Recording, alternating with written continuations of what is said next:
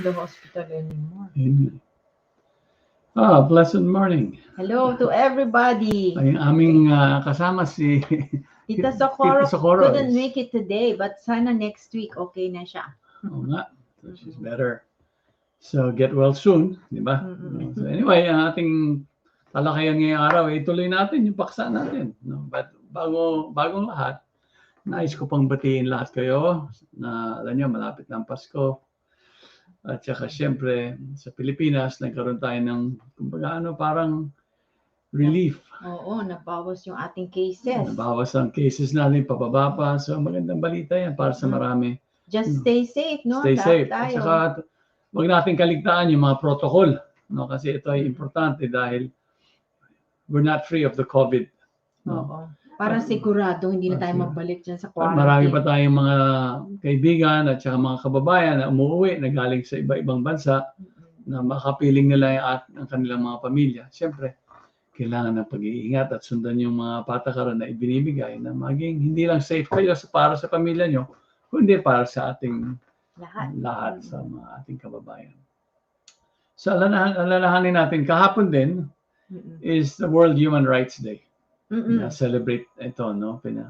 Yes, although we're talking about the rights of nature, let's begin with the humans first. Yes. So, kasi alalahanin nyo, ang ating creator, na yung naglikha sa lahat natin, binigyan na tayo ng equal rights na mabuhay sa mundo na to. You know, binigyan tayo ng habitat, no, maging mahinahon ang ating buhay. Binigyan tayo ng mga tamang, ito ating pagkain. yeah, we have the air, Meron the tayong sunshine, hangin, meron tayong araw, meron lahat ng ating kinakailangan para mabuhay ng mahinahon ay ibinigay sa atin. At dapat nating tangkiliin na hindi lang para sa atin lang ngayon. Kasi kadalasan, ito ay yung pagbabago sa tanawin ng hindi naman lahat ng ibang mga tao na ang mga bagay at resources sa mundo na to para sa atin lang. Share tayo.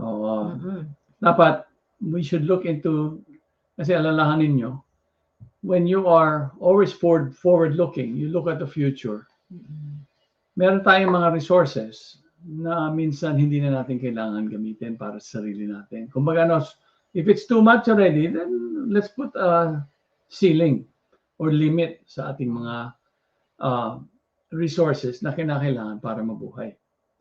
Unang-una, ang katawan natin, kahit na ipagsama mo kung ilang kayo sa pamilya nyo, we're only, kumbaga, how much food do we need to eat on a daily basis? Sa liit ng tiyan natin, wag natin pilitin na i-expand. Let's look into the situation where we are given a certain quota also. You know, not take what you need. Right, take what you need and always just recognize what is the limits so you can have your body and mind staying healthy towards the goal of your life, the goal ng ating buhay.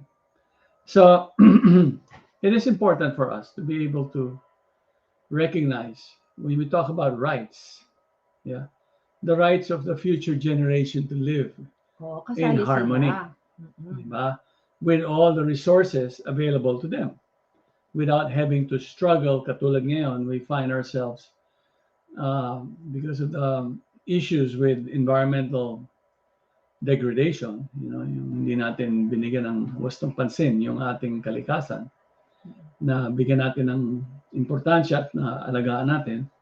So ngayon, nakikita natin na yung degradation has come to a point of no return. Kaya nga meron tayong climate change.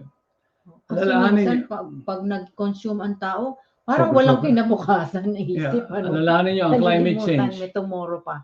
Ang issue sa klima, katulad ng issue sa mga plastic, sa basura na napupunta sa ating mga karagatan, sa ating mga ilog, sa ating kalupaan, lahat ng pollution na nakakasira ng ating kalikasan, ng ating mga lupain na nagbibigay ng pagkain para sa atin, at saka yung tubig na napakahalaga lahat ng problema natin sa lupa, sa tubig, sa hangin is a human factor.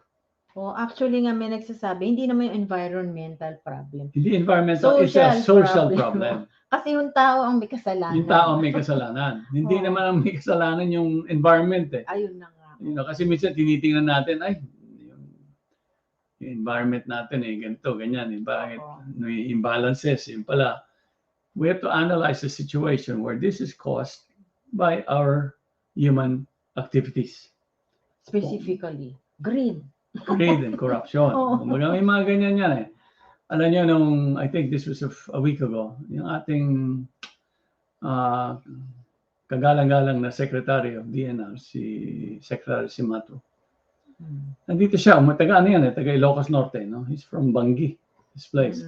Ang bayan ng Bangi, ang kanyang kapatid ay mayor. Silang dalawa, dating opisyal sa militar, no? Sa armed services. Hindi ba doon yung windmill? Ayun nga. Kaya ako nabanggit, meron silang windmill doon na nagpo-process para sa enerhiya. One of the people in the meeting, isang kaibigan ko rin, nakausap nila sila. Sinabi ni Secretary Cimatu na, alam mo, ang pinaka-goal ko sa being a secretary, ang goal niya is to rehabilitate many of the forest covers, especially the watersheds. Maganda yan. Ngayon, yun talaga ang kanyang naging layunin as a secretary. Ngunit siyempre, kakaunti na lang ang panahon para sa administration na to. Alalahanin natin na tama yung kanyang tanaw.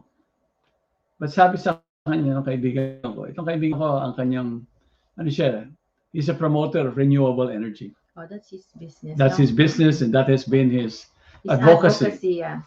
So sinabi niya, kasi this fellow is actually not from the Philippines, he's from South Africa. And, wala siyang Omicron. Yeah. He's been here a long time. He's been around the world, worked for the United Nations, and kumbaga na exposure niya worldwide. Sabi niya nga sa kanya, alam mo, dapat you learn from those who have done it. Tingnan niyo kung ano yung naging strengths nila at ano ang naging kanilang kumbaga weaknesses. Kasi maganda yung goal eh. But how do you put it on the ground? Paano niyo i-implement na lahat tayo? Kumbaga isang isip lang, isang direction pagdating dyan. Kasi pag sabi niya nga mas maganda puntahan niyo yung isang ganitong lugar. Mayroong isang ganitong lugar sa La Union, nabisita ko, pinuntahan ko, nakita ko, 10 taon lang, ang ganda na ng lugar niya, tribe. So, dito niya binanggit, kasama doon yung governor, sinabi, ito ba yung lugar ni Toby? Oo, ito yun. Napakaganda ng lugar. Tsaka ilan lang sila nag-ayos ng kanilang lugar at tsaka napakalawak, no? Hindi lang sa kanilang lupa, kung hindi sa kapitbahay, kapaligiran, lahat yun, hindi nila tinignan yung para sa sarili lang nila. Ang punto dito, pag tayo nag-uusap tungkol sa human rights at tsaka animal rights, meron tayong common ground.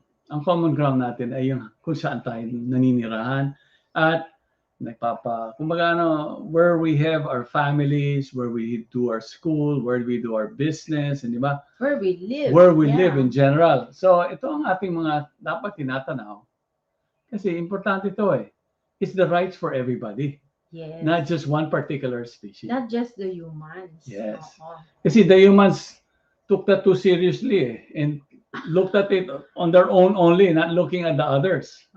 So in doing so, such thinking, nagiging tayo yung tendency na to be the controller and owner. Feel natin. Napag-usapan natin yan before, no? Dahil dun sa ganun na tanaw, hindi na natin makita na even sarili natin lahi dahil sa ating attitude. Maapektuhan yan. Na-endanger na natin sarili natin. Kasi we're using more resources, the resources that is meant for our future generation. Anong iiwan natin sa kanila? They also have the same right as we had, and the right that was given to our fathers and forefathers. But the question would be, ano yung iniiwan natin? Yes. Now you know that we are talking about human rights first, no, and everybody's rights. This reminds me last week, and we had the opportunity to join the UP group of Francis Mina. Thank you for inviting us, no. They have an advocacy against yung violence against women, no, and also against children. So this is like the basic right also, yeah, of women and children to be safe, yeah, in our world today, in our schools, in our homes, and sa kakausap-usap namin, ang masaya, no, maraming napag-usapan. And one of the points that really struck everybody was that, teka, we're talking about the rights of women, and so why not also think of Mother Earth, di ba? So that brings us to so many other things, no? Hindi lang human rights talaga, but also the rights of nature.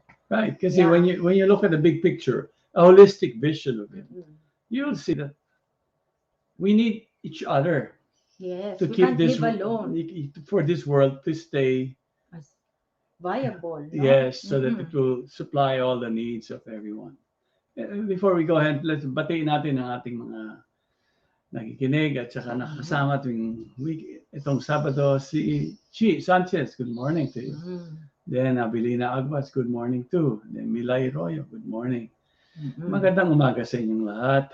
Tapos, alam nyo, alalahanin natin na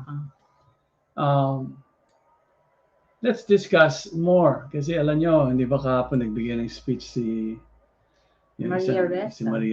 No? Very informative yung kanyang speech. Sinasabi niya yung kung tinuturo niya kung nasaan yung source ng mga difficulties na as a society, we are all being affected by it. And in case they don't know, she just received the Nobel Peace Prize. No? Doon, kaya niya binigay yung speech doon. Pakinggan nyo, malalim yung kanyang mga sinasabi. Yan para sa karapatang tao. Pero, like a right for right information. Yeah, for right information. Marami kasing fake news eh. O nakikita nyo kung sino yung behind the whole thing na nag-create ng mga spins. But hindi tayo doon. Dito tayo sa, kumbaga, may sinabi kasi siya ron eh. Behind the negativity, there's also a lot of goodness taking place. Nagtutulungan. May mga tao who wants to stand for the rights of everybody to get a chance to be heard and to get a chance to live in harmony with one another. So kaya there were many events in the past, in the history, that was a sample or a model that we ourselves are very sensitive to these things that create disharmony amongst each other. So disharmony. Yeah. Okay. So kaya alalahanin natin na when you discuss human rights or you talk about celebration of or remembrance of the human rights, we have to look at it in a very broader perspective. Creating safe spaces for family, for the wildlife. Alam niyo, pag sinabi niyong safe space, kadalasan sa atin, sa pamilya, hindi ba, pag nagpapalaki kayo ng bata, or wherever you establish your residency, you study the whole situation, the whole setting. Syempre, safety is your priority. Di ba? As you raise your child becomes aware of what are the safety nets for their own protection. Yes. We teach them how to see the red flags in a tower. Ano yung pag-iingat. You can't just be so trusting with others, especially strangers. Yes. Yung mga ganun tayong... Although now, sometimes, kahit hindi stranger, di mo matrust. So we're always pointing this or raising our children or those close to us in such a way na we... Aware sila. That, okay, as a head of a family, I create safe spaces for the family to exist. Para you grow up, may education kayo, meron kayong nadadama nyo yung pagmamahal, di ba? Sa isa't isa, nadadama nyo yung mga needs na kakailangan natin. Nagko-contribute kayo kahit kayo ay membro ng pamilya, bata pa kayo, you learn how to contribute to the whole process of keeping the household or the community safe. Mhm. So it's an effort. It's a full effort. It's a team effort sa isang pamilya yan. Tapos meron pa kayong extension sa labas, mga kapitbahay ninyo. Kasi Mhm. those are part of your environment. Eh. So you need to make sure that your family members and yourself are in a safety situation. Oo. Tsaka sa So, kapitbahay, make friends, yeah, kilalanin natin ang kilalanin natin kapitbahay ang natin, kapitbahay. magtulungan Kilalanin din natin yung mga tayo. liderato, Mm-mm. mag-volunteer tayo na makatulong tayo sa ating para mas mapaunlad ang ating komunidad. So Oo, that, kamukha yung mga nasa beach, for example, nagtutulong-tulungan sila, maglinis-linis, no? right. Safety din yun eh, pag malinis ang ating paligid. So we give time to do this, and it is done out of kumbaga, not just a necessity, but it's actually to connect to everyone. Mm-mm. No? So when we do this, a wholesome environment will begin to manifest, and you create safe spaces in your community. Nurturing spaces Nurturing din spaces, kasi yeah. yan. Oo. Kadalasan kasi, ang nagiging issue natin pagdating sa ating mga sa society ngayon, yung mga mental health issue, nakikita nyo, doon ang direction niya. Nagkukulang sa safety nets yung buhay ng isang tao. Mm-mm.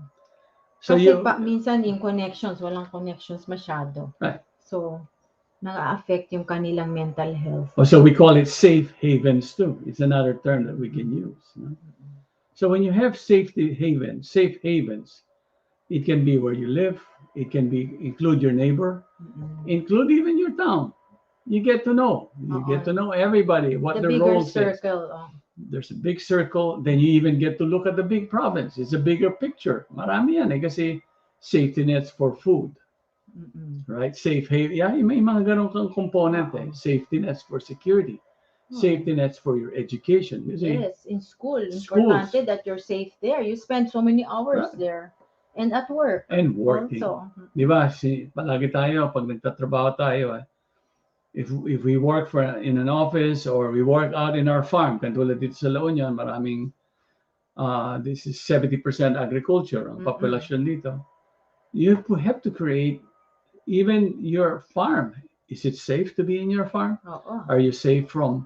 Or are you using chemicals that can poison you at first? Right. First of all, you, because ikaw ang gagamit, di ba? And your family also. Yes, so safe spaces is now a word that is being used by so many. Usually in relation to mental health. health. But we can see it in a bigger We have to see it picture, in a big picture because our environment affects our consciousness. And that means the consciousness of others. See, yung health ng katawan mo, di ba? Yung health ng isip mo, then yung social health mo. Kasama lahat yan eh. It's all part, you know.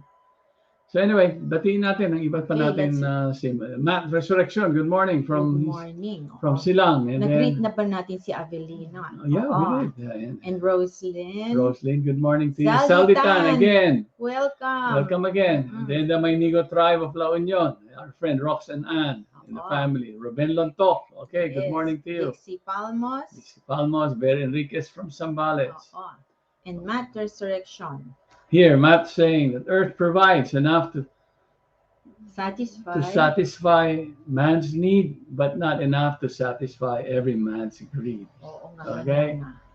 Pag pumasok ang greed at naging corrupt yung ating pag-iisip, dyan na tayo nagkakaroon ng problema. There won't be enough resource for everyone. See, you would start to see things in a very, think it's, all of these resources, all what I survey is mine. And you know, nothing in this world. Nalilimutan yung iba tuloy. Nothing in this world is going to be permanent for us. You know? And hello to Narcisa and Roven. Yeah, Roven Tolentino. Yes, good morning to you. Good morning. Maligayang bati sa iyo. Okay. So shall we show our presentation on nature's rights? Okay. No? We want to show you how this is happening around the world now, no? So there you go. So nature also has rights. Now, next. So can nature be considered a legal person with rights like you and me? Pag pinag-usapan natin ng nature, hindi ba? it's not just, it's it's just millions, a multitude of living beings living together in Yeah. harmony. That includes everything around us, Mother Everything around Nature, us. no? Mother Nature yan. Kaya Yes. kailangan tanawin natin na that we are part of it and not we're not separate from it. Yeah. Just as you have your right, you have a legal right to live in this world.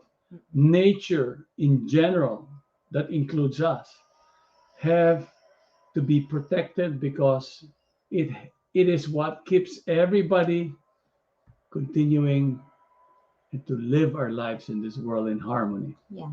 So now there is a coalition in our country that's pushing for legislation of a right of nature bill, no, which would make the nature already like a legal person like you and me, no, with our rights intact. So let's see how that's going. Next, please. Okay, so this will endow nature with the rights currently associated with humans. Next, please.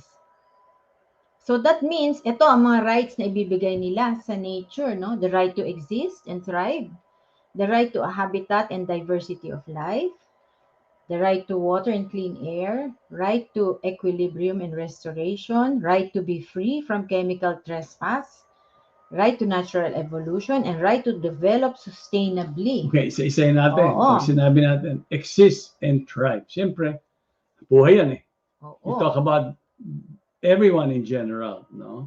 The Halimbawa life kung of all meron living kang entities. halimbawa kung meron kang alaga na manok, tapos merong pumapatay sa manok mo, is it okay for you to kill those things? Di ba? Yes, Those are things they will be discussing, right. yeah? Then the habitat and the diversity of life. This is so vital because diversity and habitats, kadikit yan eh.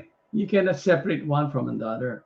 Pag sinabi mong tubig at clean air, hindi lang naman tayo nangangailangan ng tubig at hangin eh. Oo. Lahat nangangailangan. Pati yung soil natin, Right. kailangan ng tubig. Pag sinabing equilibrium and restoration, alam nyo, in nature, makikita natin. Balance yan, balance. Di ba pag may natural disaster like a volcanic eruption, di ba? Mhm. Meron time frame yan eh, magre-recover yan eh. Okay? Give it its own space. Nature will recover and replenish its needs eventually. Yes. First, it begins with Parang always... it's built into nature, Yeah. no? Merong way to restore. Ang hindi nawawala kasi dyan, air eh. Mhm. Kunyari, nagkaroon ng volcanic eruption, hindi ba yung nadidisrupt yung kung ano yung nasa kalupaan. Oo. Okay? Affected pati temperature. Temperature, yung quality ng soil, Oo. tapos yung Air also. yung tubig, tapos yung hangin, siyempre napupuno ng iba-ibang Oh, and the air takes it byproducts. around, no? Yeah, Yung mga particles. But eventually, those particles will go back to the earth. It will not remain because, alam nyo, tubig sa atmosphere will bring down whatever pollution that is in the atmosphere back to the earth. Oo. So, Parang yung basura natin, sunugin natin, punta sa air, bababa may rin. process of Oo. recycling yan eh. Kaya yung equilibrium and restoration, importante yung factor na yan. Tapos pag sinabi natin, be free from chemical trespasses. Alam nyo, tayo, pinag-uusapan natin palagi na, problema tong klima. Yung klima yung problema. Sa totoo lang, we are looking at the wrong... We're barking up the wrong tree. Yeah, we're barking up the wrong tree. Hindi yun yung magiging problema natin. Hindi siya yung source ng Marami. problem. Ang pinaka-source ng problema yung lupa. The quality of the land, the fertility of the land. Sa dami natin, to provide the food needs, kailangan magtanim. So now the question is, what type of soil are we growing our food in? And we all know most commercial farmings, most farmings throughout the world, governments in the last 50 years has been promoting dependency on use of chemical. Yeah. Petrochemical. Oil-based yan eh.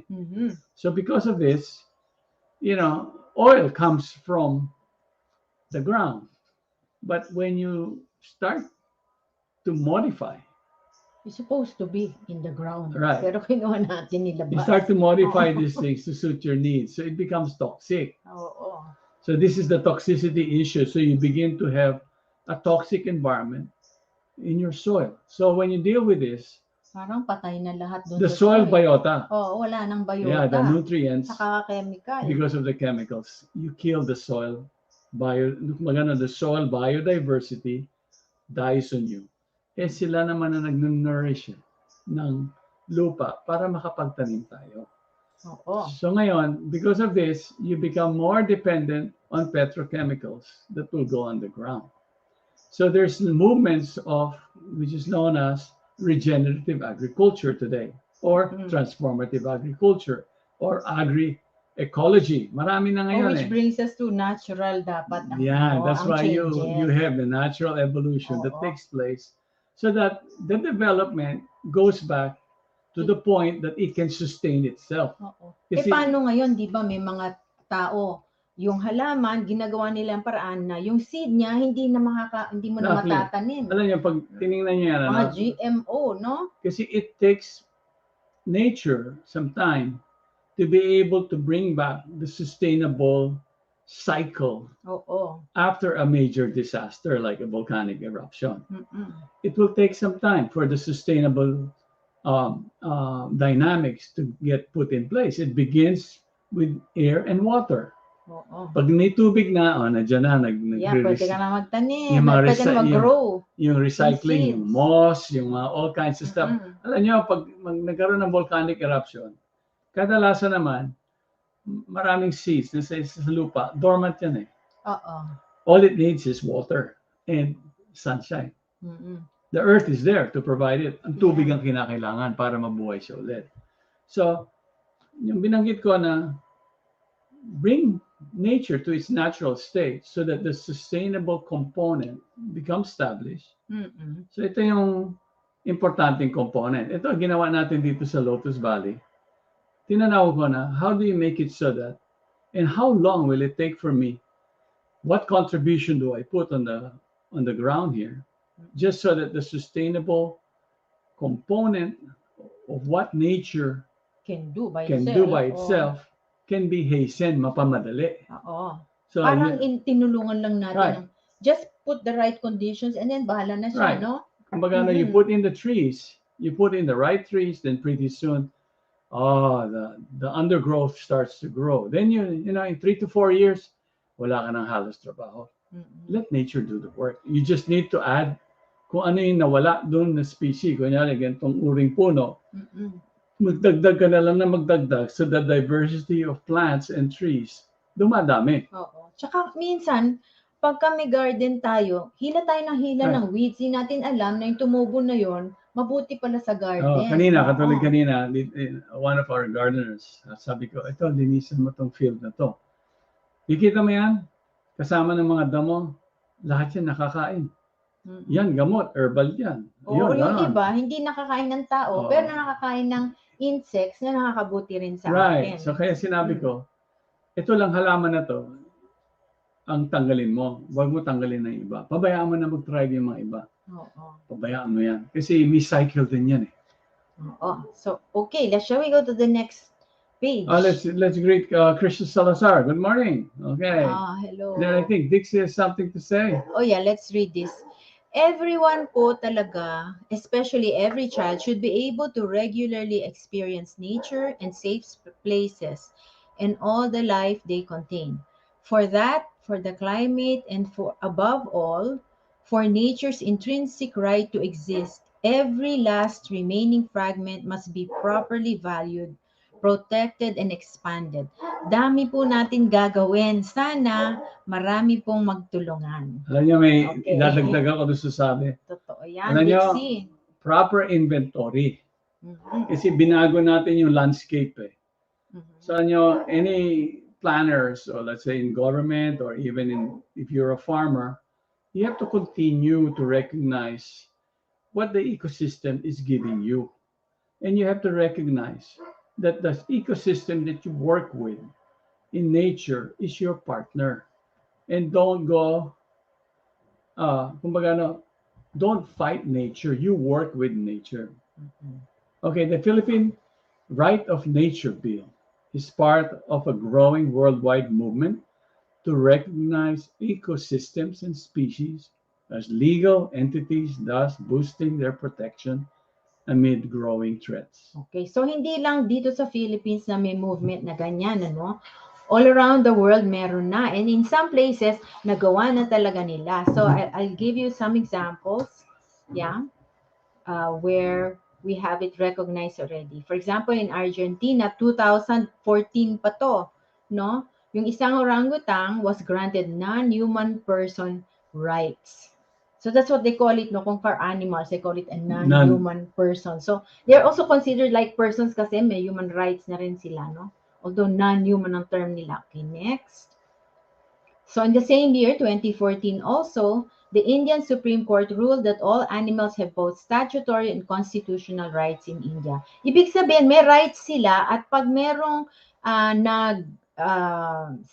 someone violated those rights, merong penalty for that. No? That's what we mean by statutory rights. Okay, next. Tapos also in India, sa Delhi, they granted that birds have the fundamental also legal rights. No, Sally? They specifically said that. Okay, next. Ito naman sa Peru, no? Captive ulit yung chimpanzee naman. So binigyan din siya ng legal personhood. Next. So in New Zealand, the Maoris, ang Maoris sila yung mga indigenous tribes Indigenous doon. tribes in New Zealand. They're actually from the South Pacific. Yes. But they've made home in New Zealand, no? Oo. So yung kanilang river that they depend on, Whanganui River, it is considered now a living entity by the state. Actually, this nature's rights includes talaga the indigenous peoples who are truly dependent on nature, no? So they are part of that bill actually, no? Kasi sila talaga naman yung nag-aalaga sa nature for the longest time, di ba? Okay, do we have one more? All right, and then in 2018, a decision from the Uttarakhand High Court identified members of the entire animal kingdom as persons. So see, this movement is going on around the world and sana tayo rin, no, maging successful tayo dyan. So let us respect the rights of nature wherever we are. Okay. So good morning also to Gemini Rose, no, who joins us today. Okay, so what do you think of that, no? Gagawin na natin, merong human rights na rin. Non-human rights pala, what they call it, no? Ang ating nature. Para naman, wala nang basta-basta naninira ng ating mga kapaligiran. Para for all of us, no? So it is important na we recognize our responsibility here. We are quite distinct from all the different creatures of this planet, simply because the intelligence we're provided gives us the opportunity to make the right choices in life. Yeah, and that also makes us more responsible. That makes us more responsible. Tayo lang, amongst all the multitudes of living beings, is held responsible for actions we do. You know, it's not like we cannot we have to behave ourselves. We have to learn how to behave ourselves, and we have to act as responsible individuals. When we discuss about safe spaces, sa bahay, sa paaralan, sa workplaces, sa areas where a multitude of human beings interact with one another, work, travel, whatever it is, or leisure, you know, this is where a sense of responsibility is always to be emphasized, that we learn to act as responsible individuals and not shortcut and not take, kumbaga binabaliwala natin. Kasi may mga batas eh. Ang batas is meant to protect one another and so that we can live in harmony. It is when we try to transgress those binabaliwala natin ng mga batas. Batas ng kalikasan, batas ng tao, batas ng lahat ng manggagawa, the rights of women, the rights of children. Ang dami niyan eh. Animals now, everybody. Our society is defined that may sistema tayong paano tayo mabubuhay. Just as in a family, when you talk about family, we're not just thinking of our children and the current tayo as magulang. Mm-mm. We also think of our parents, the elderlies, Oo. and what life they would live on the twilight of their life. Kung baga, Yes. the sunset of their life, Mm-mm. what is the quality of their life? Mm-mm. And what determines, when you talk about quality, what kind of care do you provide them? Alalahanin nyo, just as their mental issues amongst the young people today, or even, in Marami everybody na in eh. general, Marami, oo, in we general. encounter mental difficulties. Mas pa pagdating sa elderly. Parang as vulnerable sila as children eh. Mm-mm. Kasi they're not as productive. Just as a child needs to be protected. The elders need to be protected too. Yes. And you have to give the same love and attention to be provided for them, because they were the ones that gave us, the young people, the young generation, that protection and love to be Yeah. able to live in this world. Inalagaan nila tayo. Now it's our turn to take care of Yes. them. And we cannot we have to see the family as one unit all the time. Mm-mm. And similarly, if we have such values of respect, gratitude, nagpapasalamat tayo, then definitely there's love. There's so many factors that come with it. Then a society can live in harmony. Mm-hmm. But the moment a member of your, kumbaga, family is disfranchised, o kaya binigyan natin ng parang binaliwala natin o binigyan mo ng importansya yung iba, Isa lang, hindi lahat. hindi lahat, Oo. then you will have to be faced with that action that you have taken. We are responsible for all the activities that we do. Mm-mm. And that, from food to living condition to education to whatever you do. Kasi sa atin, pag meron tayong ginawa, apektado yung iba eh. Oo. We have to recognize that fact. We cannot just be thinking of ourselves. Kaya kapag pinag-usapan natin, pagdating sa mga kalusugan, sa katawan at sa isipan, at saka yung mismong damdamin, yung emotions, at saka you as a person, di ba? We cannot baliwalain. Kasi may self-care needs tayo eh. Yes. Kailangan natin bigyan. Don't forget to take care of yourself. Yes. Oo. Katulad yan, may pandemya. Pag hindi ka nag-ingat, ikaw yung nagtatrabaho sa labas, iuwi mo yung problema mo sa bahay. Oo, magkasakit kayo lahat. Okay, so that it is something that we have to be aware of, and that this is, for human existence, we have to recognize the fact that we are we are held responsible for the actions we perform. So that's why education is very important, values is very important, and habits. Habits. Oo. You embrace a habit to help you achieve the very goal of your life. It is only the human life that we can recognize the fact that we can receive knowledge, we can pass on this knowledge, right?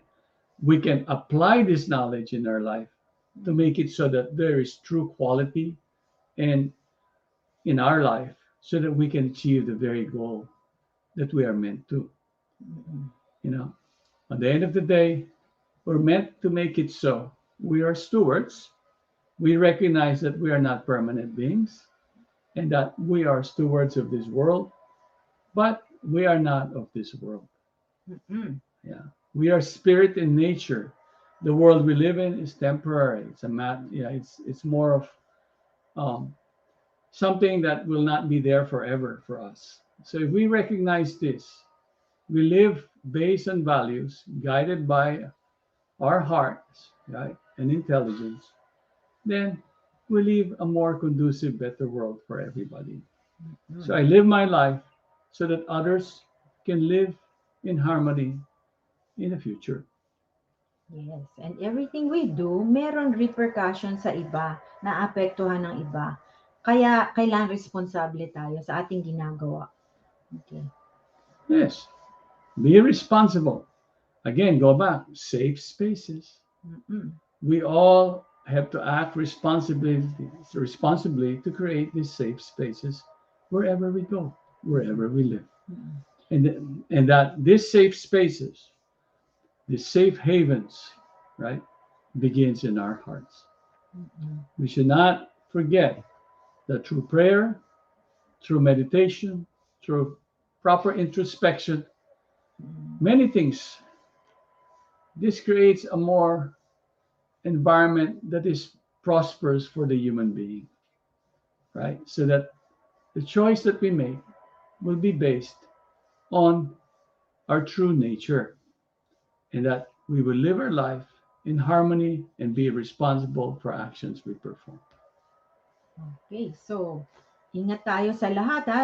Like sabi ni Tito Toby, he mentioned prosperity. Hindi lang yan yung mga prosperity na iisip natin pag halimbawa malapit na yung Pasko at saka New Year, di ba? This is prosperity for all. Right. Yeah. Now, I think we have very little time left, no? I think we still have 3 minutes to discuss We're going it. to show a little teaser lang Yes, for sure. for our Aja project. Okay. Then we come back Okay. to say goodbye.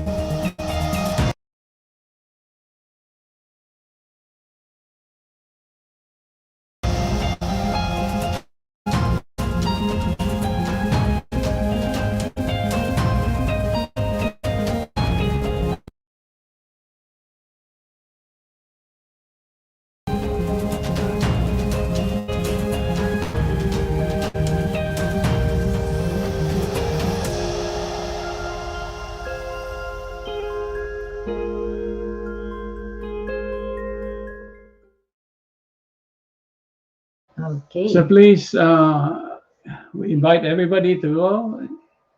Check out our Aja Yes. .ph. Yeah, this is for our our contribution to those who are having a difficult time with their mental health, or they want to help somebody else who's having a difficult time. We hope that you visit that site. Are they going to show it there, the link to Aja? You have to Okay, make our you time have to is make up. sure. Again, the main topic is creating safe spaces. Now, we should not differentiate just a little space at home, but we should also see the bigger picture of this Even nature Mother Nature, that kasama Mother lahat. Nature has given to all of us. And we should all be thankful, living our life in gratitude and thankfulness. Alam niyo, pag ganito ang ating buhay, di nakikita natin ng mahinahon ang ating kapaligiran, ang mga tao, at sa lahat. No? So you have that vision. Maraming salamat sa inyong lahat. At again, Thank you everybody. Thank you. And tayo'y magkita ulit next Saturday. Malapit ng Pasko, mag-iingat-ingat kayo. At least nagkasama-sama ulit ang mga pamilya. Thank you so much. Stay safe. Pangkalusugan, pangkalikasan, go Palakas!